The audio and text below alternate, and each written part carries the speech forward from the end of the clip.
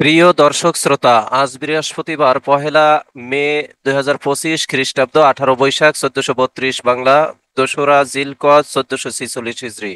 সংবাদপত্র শিরোনাম পাঠের শুরুতেই যুগান্তর পত্রিকা।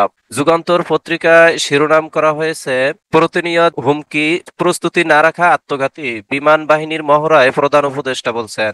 অন্তর্বর্তীকালীন সরকারের প্রধান উপদেষ্টা ডক্টর মোহাম্মদ ইউনূস বলেছেন, আমরা এমন এক বিশ্বে বাস করি যেখানে প্রতিনিয়ত যুদ্ধের হুমকি আসছে। এ অবস্থায় যুদ্ধের প্রস্তুতি না রাখাটা আত্মঘাতী, তাই প্রস্তুতি থাকতে হবে। আমাদের নিকটবর্তী ভারত পাকিস্তান যুদ্ধ শুরু হয়ে যাওয়ার মতো অবস্থার মধ্যে রয়েছে।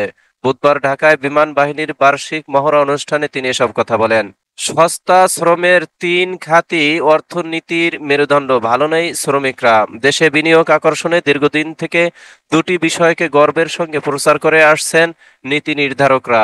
এদিকে বলা হচ্ছে দেশের অর্থনীতি এগিয়ে যাচ্ছে, অন্যদিকে সস্তা শ্রম, অর্থাৎ অর্থনীতি শক্তিশালী হলেও শ্রমিকরা এর সুবিধা কম পাচ্ছেন। দেশের অর্থনীতির তিন চালিকা শক্তি হচ্ছে কৃষি, গার্মেন্টস ও রেমিটেন্স বা প্রবাসী আয়। সস্তা শ্রমের উপর দাঁড়িয়ে থাকায় এ খাতগুলোই অর্থনীতির মেরুদণ্ড বলা হয়। তিন খাতের সঙ্গে শ্রমিকদের সম্পর্ক বেশি, অর্থাৎ শ্রমিকরাই অর্থনীতি টিকিয়ে রেখেছেন। কিন্তু আজ সেই শ্রমিকরা ভালো নেই। কম মজুরি, কর্মক্ষেত্রে নিরাপত্তার অভাব, স্বাস্থ্যগত ঝুঁকি এবং ধনী দরিদ্রের বৈষম্য অন্যতম সমস্যা। দিন দিন বৈষম্য দানবীয় রূপ ধারণ করছে। এসব সমস্যা নিরসনে কার্যকর কোনো উদ্যোগ নেই। কিন্তু প্রতি বছর মে দিবস এলেই শ্রমিকদের বিষয়টি আলোচনায় আসে, এরপর সবাই ভুলে যায়। সংশ্লিষ্টদের সঙ্গে কথা বলে এসব তথ্য পাওয়া গেছে। মহান মে দিবস আজ। আজ মহান মে দিবস, বিশ্বব্যাপী শ্রমজীবী মানুষের আন্দোলন সংগ্রামের স্বীকৃতির দিন। শ্রমিকদের দাবির প্রতি সম্মান জানিয়ে প্রতি বছর 1 মে সারা বিশ্বে দিবসটি পালন করা হয়। বিশ্বের অন্যান্য দেশের মতো বাংলাদেশেও গুরুত্বের সঙ্গে দিবসটি পালন করা হচ্ছে। এ উপলক্ষে আজ সরকারি ছুটি। এবছর মে দিবসের প্রতিপাদ্য, শ্রমিক মালিক এক হয়ে গর্ব এ দেশ নতুন করে। মহান মে দিবস উপলক্ষে এক বাণীতে প্রধান উপদেষ্টা অধ্যাপক ডক্টর মোহাম্মদ ইউনূস বলেন, শ্রমিক মালিক সুসম্পর্কের মাধ্যমে দেশের অর্থনীতিকে এগিয়ে নিতে মে দিবসের গুরুত্ব অপরিসীম। আজ মহান মে দিবস। হাড়ভাঙ্গা খাটুনি সত্ত্বেও এখনো অর্জিত হয়নি খেটে খাওয়া মানুষের সার্বজনীন অধিকার। বুধবার রাজধানীর গাবতলী ঘাটে কাজে ব্যস্ত শ্রমিকরা। মিরাজ রাজে জয় খরা ঘুচল চট্টগ্রামে। আদানির 4,500 কোটি টাকার কর ফাঁকি অনুসন্ধানে নেমেছে দুদক। শুল্ক ও কর অব্যাহতির মাধ্যমে ভারতের আদানি গ্রুপকে প্রায় 4,500 কোটি টাকা কর ফাঁকির সুযোগ করে দেওয়ার অভিযোগের অনুসন্ধানে নেমেছে দুর্নীতি দমন কমিশন দুদক। জাতীয় রাজস্ব বোর্ডকে এনবিআর পাশ কাটিয়ে ক্ষমতাচ্যুত আওয়ামী লীগ সরকার বিদ্যুৎ কেনার চুক্তি করে আদানিকে এই সুযোগ করে দেয়। অভিযোগ আছে, বড় ধরনের এই কর ফাঁকির ঘটনার নেপথ্যে মূল ভূমিকা ছিলেন পতিত সরকারের প্রভাবশালী দোসর সাবেক মুখ্য সচিব আহমদ কায়েকাউস। চুক্তির সময় বিদ্যুৎ ও জ্বালানি সচিব ছিলেন। এ কাজে তার সঙ্গে যুক্ত ছিলেন মন্ত্রণালয় ও বাংলাদেশ বিদ্যুৎ উন্নয়ন বোর্ডের সংশ্লিষ্ট কর্মকর্তারা। আদানি গ্রুপের সঙ্গে বিদ্যুৎ ক্রয়ের চুক্তির শুরু থেকে শেষ পর্যন্ত যাবতীয় রেকর্ডপত্র ও ক্রয় চুক্তিতে সরকারি নিয়ম অনুসরণ করা হয়েছে কিনা তা জানতে বিস্তারিত তথ্য চেয়ে পিডিবিকে চিঠি দিয়েছে দুদক। গত 16 এপ্রিল চিঠিটি পাঠিয়েছেন দুদকের অনুসন্ধান কর্মকর্তা উপপরিচালক রেজাউল করিম। সেখানে তথ্য পাঠানোর জন্য 5 কার্যদিবস সময় বেঁধে দেওয়া হয়, কিন্তু এই সময় পার হয়ে গেলেও এখনো পর্যন্ত কোনো তথ্যপত্র দেয়নি পিডিবি। ফলে দুদকের অনুসন্ধান কাজের স্বাভাবিক গতি চরমভাবে ব্যাহত হচ্ছে। সংশ্লিষ্ট সূত্রে পাওয়া গেছে উল্লেখিত সব তথ্য। জানতে চাইলে অনুসন্ধান কর্মকর্তা দুদক উপপরিচালক রেজাউল করিম বলেন, বিভিন্ন ধরনের তথ্য উপাত্ত ও রেকর্ডপত্র চেয়ে আমরা সংশ্লিষ্ট দপ্তরগুলোতে চিঠি দিয়েছি। 227 জনকে হত্যার লাইসেন্স পেয়ে গেছি, বক্তব্য শেখ হাসিনার। ভারতে বসে গাইবান্ধার আওয়ামী লীগ নেতার সঙ্গে কথোপকথনে শেখ হাসিনা বলেন, আমার বিরুদ্ধে 227টি মামলা হয়েছে, তাই 227 জনকে হত্যার লাইসেন্স পেয়ে গেছি। এই বক্তব্যের অডিও ফরেনসিক বিশ্লেষণে এটি সাবেক প্রধানমন্ত্রী শেখ হাসিনার কণ্ঠ বলে প্রমাণ পেয়েছে আন্তর্জাতিক অপরাধ ট্রাইব্যুনালের তদন্ত সংস্থা।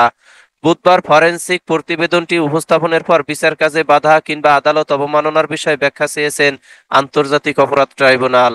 গচ্ছা যাচ্ছে 500 কোটি টাকা। সুনামগঞ্জে পাউপুর 3 প্রকৌশলীর দুর্নীতি। এবারে আজকালের খবর। আজকালের খবর পত্রিকার শিরোনাম করা হয়েছে, পৃথিবীতে যুদ্ধ হোক প্রত্যাশা করি না। বিমান বাহিনীর বার্ষিক মহড়ায় প্রধান উপদেষ্টা বলছেন। 4 জেলায় বন্যায় ক্ষতিগ্রস্তদের মধ্যে ঘর বিতরণ করলেন প্রধান উপদেষ্টা। রাষ্ট্রদ্রোহ মামলায় চিন্ময় দাসের জামিন স্থগিতের আবেদন শুনানি রবিবার। সংখ্যালঘুদের অধিকার প্রতিষ্ঠায় আমরা জীবন দিতেও প্রস্তুত, ঠাকুরগাঁও মির্জা ফখরুল ইসলাম আলমগীর বলছেন। টাইগারদের দাপুটে জয়, সিরিজে সমতা, মিরাজের অলরাউন্ড পারফরম্যান্স। 227 জনকে হত্যার লাইসেন্স পেয়ে গেছি, বক্তব্যটি শেখ হাসিনার। ফরেনসিক রিপোর্ট ট্রাইব্যুনালের। গণসংহতি আন্দোলনের সঙ্গে বৈঠক, এনসিপি নির্বাচনে জোটে যাবে না, নাহিদ বলছেন। আজ মহান মে দিবস। বাজেট ব্যবসা বান্ধব ও বাস্তবসম্মত হবে, এনবিআর এর পরামর্শক সভায় অর্থ উপদেষ্টা বলছেন। ভারত পাকিস্তান সীমান্তে ষষ্ঠ দিনের মতো গোলাগুলি, জাতীয় নিরাপত্তা উপদেষ্টা বোর্ডে পরিবর্তন আনলেন মোদি। 36 ঘন্টার মধ্যে পাকিস্তানে হামলা চালানোর পরিকল্পনা ভারতের, বলছেন পাকিস্তানের তথ্যমন্ত্রী। অটোরিকশার ধাক্কায় ছিটকে বাসের নিচে 2 বাইক আরোহীর মৃত্যু। রিজার্ভ বেড়ে $27 বিলিয়ন।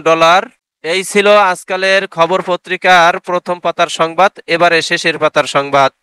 শেষের পাতার সংবাদ শিরোনাম করা হয়েছে ন্যায্য মজুরি ও নিরাপত্তা দাবি, শ্রমজীবী নারী বেশি, মজুরি কম, বাড়ছে নারী শ্রমজীবীর সংখ্যা। সাতক্ষীরার আম বাজারে আসবে 5 মে। লিটারে 1 টাকা কমলো জ্বালানি তেলের দাম। রমনা বটমূলে বোমা হামলা মামলার রায় 8 মে। টুঙ্গিপাড়া সহ বিভিন্ন জায়গায় থাকা শেখ পরিবারের জমি জব্দের আদেশ। আমাদের উপর বাধ্যবাধকতা ছিল, তাই নিষ্পত্তি করেছি, ইসি বলছেন। ইশরাকের মেয়র পদের গেজেট প্রকাশ। শ্রমিক মালিকের স্বার্থ অক্ষুণ্ণ রেখে শ্রম আইন সংশোধন হচ্ছে, শ্রম উপদেষ্টা বলছেন। শ্রম উপদেষ্টা ডক্টর এম সাখাওয়াত হোসেন গতকাল মন্ত্রণালয়ের সভাকক্ষে মহান মে দিবস ও জাতীয় পেশাগত স্বাস্থ্য ও সেফটি দিবস উপলক্ষে প্রেস ব্রিফিং করেন। নাতনিকে ইফটিজিং করায় থানায় অভিযোগ, নানাকে কুপিয়ে হত্যা। হত্যা মামলায় 2 ভাইয়ের যাবজ্জীবন। নারায়ণগঞ্জে 2,500-এ স্বপন 35 নামে এক যুবককে হত্যা মামলায় সহোদর 2 ভাইকে যাবজ্জীবন কারাদণ্ড দিয়েছেন আদালত। একই সঙ্গে তাদের প্রত্যেককে 50,000 টাকা জরিমানা এবং অনাদায়ে 2 বছরের সশ্রম কারাদণ্ড প্রদান করা হয়েছে। গতকাল বুধবার দুপুরে নারায়ণগঞ্জ জেলা ও দায়রা জজ আদালতের বিচারক মোহাম্মদ আবু শামীম আজাদ এই রায় ঘোষণা করেন। আওয়ামী লীগের বিচারে ঐক্যমত, ইসলামী আন্দোলন ও এনসিপির সংলাপ। দেশের চলমান রাজনৈতিক পরিস্থিতি নিয়ে ইসলামী আন্দোলন বাংলাদেশ ও জাতীয় নাগরিক পার্টির এনসিপির সংলাপ অনুষ্ঠিত হয়েছে। স্থানীয় নির্বাচন, মৌলিক সংস্কার ও ফ্যাসিস্ট আওয়ামী লীগের বিচারের দাবিতে 2 দলের মধ্যে ঐক্যমত প্রতিষ্ঠা হয়েছে। গতকাল বুধবার বিকালে ইসলামী আন্দোলন বাংলাদেশের কেন্দ্রীয় কার্যালয়ে সংলাপ অনুষ্ঠিত হয়। সংলাপে সভাপতিত্ব করেন ইসলামী আন্দোলন বাংলাদেশের আমির মুফতি সৈয়দ মোহাম্মদ রেজাউল করিম। সংলাপে এনসিপির পক্ষে নেতৃত্ব দেন দলের আহ্বায়ক নাহিদ ইসলাম। এছাড়া গতকাল এনসিপির সঙ্গে গণসংহতি আন্দোলনের বৈঠক অনুষ্ঠিত হয়েছে। বিএনপির সেই নাজিম উদ্দিন অসুস্থ, পাশে তারেক রহমান। 2014 সালে বিএনপির প্রতিষ্ঠাতা জিয়াউর রহমানের শাহাদাত বার্ষিকী পালন উপলক্ষে ঝিনাইদহের মহেশপুর উপজেলার বাঁশবাড়িয়া ইউনিয়নে এক স্মরণ সভায় দুস্থদের মাঝে খাদ্য বিতরণের জন্য রান্না করে রাখা খাবার আওয়ামী লীগ কর্মীরা লাথি মেরে ফেলে নষ্ট করে দিলে মনের কষ্টে সেই দিন থেকে অব্যাহতি ভাত খাননি নিজামুদ্দিন। তিনি বলেন, বিএনপি রাষ্ট্র ক্ষমতায় না আসা পর্যন্ত, তারেক রহমানের দেশে না ফেরা পর্যন্ত তিনি ভাত খাবেন না। এভাবে দিন গুনতে গুনতে প্রায় 11 বছর ভাত না খেয়ে আছেন মহেশপুর উপজেলার বাঁশবাড়িয়া ইউনিয়নের মাথাভাঙ্গা পাড়ার মৃত নূরের ছেলে বিএনপি কর্মী নিজামুদ্দিন। তিনি পেশায় একজন কাঠ মিস্ত্রি। তিনি অবসর সময় বাঁশবাড়িয়া মোড়ে বিএনপির অফিসে পরিষ্কার পরিচ্ছন্ন করা সহ অফিস তত্ত্বাবধান করে থাকেন। দীর্ঘদিন ভাত না খেয়ে থাকায় ধীরে ধীরে অসুস্থ হয়ে পড়েন। গত সপ্তাহে অবস্থার অবনতি হলে উন্নত চিকিৎসার জন্য ফরিদপুর মেডিকেল কলেজ হাসপাতালে ভর্তি করা হয়। এ ঘটনা জানাজানি হলে বিএনপির ভারপ্রাপ্ত চেয়ারম্যান তারেক রহমান তার খোঁজখবর নেওয়া শুরু করে এবং তাৎক্ষণিকভাবে বিএনপির স্বাস্থ্য বিষয়ক টিমকে নির্দেশ দেন নিজামুদ্দিনের চিকিৎসা নিশ্চিত করার। তারেক রহমানের নির্দেশ পেয়ে গতকাল বুধবার ঢাকা থেকে ছুটে আসেন বিএনপির স্বাস্থ্য বিষয়ক সম্পাদক ডাক্তার শফিকুল ইসলাম এবং আমরা বিএনপি পরিবারের আহ্বায়ক ও বিএনপির মিডিয়া সেলের সদস্য আতিকুর রহমান রুমন। তারা বেলা 12টার সময় ফরিদপুর মেডিকেল কলেজ হাসপাতালে অসুস্থ নিজামুদ্দিনের বিষয়ে চিকিৎসকদের সঙ্গে কথা বলেন। বিএনপির স্বাস্থ্য বিষয়ক সম্পাদক রফিকুল ইসলাম তারেক রহমানের নির্দেশ অনুযায়ী উন্নত চিকিৎসার জন্য অ্যাম্বুলেন্সে ঢাকা মেডিকেল কলেজ হাসপাতালে পাঠান। বাঁশবাড়িয়া ইউনিয়ন বিএনপির সভাপতি সুজানুর রহমান সুজা জানান, নিজামুদ্দিন বিএনপির নিবেদিত কর্মী। আমরা জানি 14 সালে আমাদের নেতা শহীদ প্রেসিডেন্ট জিয়াউর রহমানের মৃত্যু বার্ষিকীতে আওয়ামী লীগের সন্ত্রাসীদের হামলার কারণে রান্না করা খিচুড়ি নষ্ট হলে তারপর থেকে প্রায় 11 বছর ভাত না খেয়ে আছেন নিজামুদ্দিন। বর্তমানে তিনি অসুস্থ থাকায় তার সুচিকিৎসা প্রয়োজন। সে গরিব মানুষ। আমার আশা দল তাকে সকল সহযোগিতা করবে। উপজেলা বিএনপির সাংগঠনিক সম্পাদক জিয়াউর রহমান জিয়া জানান, মহেশপুর উপজেলা বিএনপির সভাপতির পক্ষ থেকে অসুস্থ নিজামুদ্দিনকে চিকিৎসার জন্য আর্থিক সহযোগিতা করা হয়েছে এবং তার পরিবারের সার্বিক খোঁজ খবর রাখা হচ্ছে। হত্যা চেষ্টা মামলা, অভিনেতা সিদ্দিক 7 দিনের রিমান্ডে। বৈষম্য বিরোধী আন্দোলন চলাকালে রাজধানীর গুলশানে ভ্যান চালক জব্বার আলী হাওলাদারের হত্যা চেষ্টা মামলায় অভিনেতা সিদ্দিকুর রহমান সিদ্দিকের 7 দিনের রিমান্ড মঞ্জুর করেছে আদালত। বগুড়ায় সার্জিসের উপস্থিতিতে এনসিপির সমাবেশ, দফায় দফায় মারামারি। 21 কর্মকর্তাকে সাময়িক বরখাস্ত করল বিএসইসি। গত 5 মার্চে চেয়ারম্যান ও কমিশনারদের অবরুদ্ধ করে হেনস্থা করার অভিযোগে নিজ সংস্থার 21 কর্মকর্তাকে সাময়িক বরখাস্ত করেছে শেয়ার বাজার নিয়ন্ত্রণ সংস্থা বাংলাদেশ সিকিউরিটি এক্সচেঞ্জ কমিশন। একই সঙ্গে এ ঘটনায় 2 জন কর্মকর্তাকে কারণ দর্শানোর নোটিশ দেওয়া হয়েছে।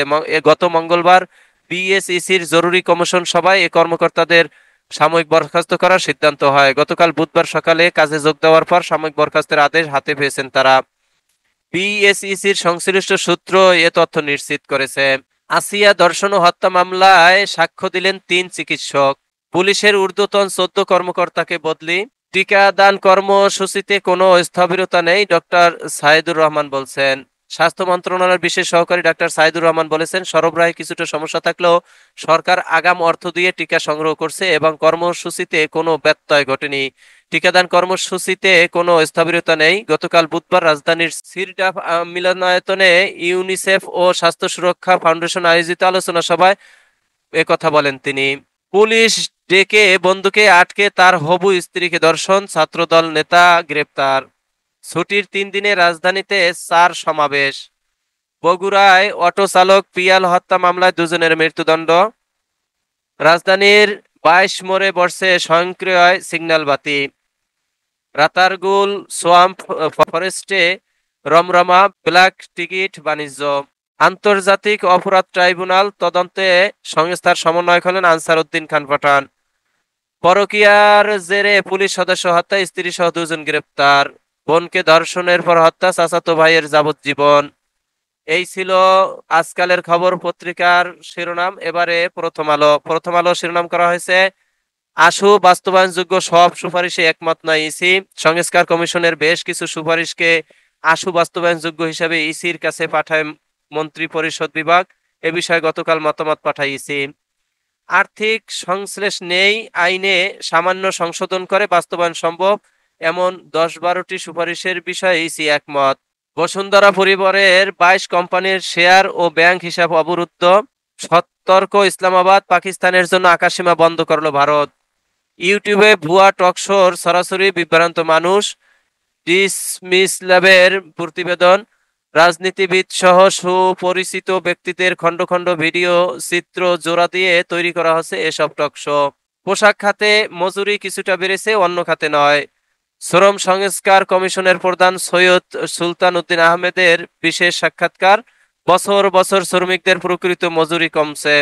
2 দেশের অনুমতি ছাড়া রাখাইনে সহায়তা পাঠানোর সুযোগ সীমিত, ঢাকায় জাতিসংঘের দপ্তর।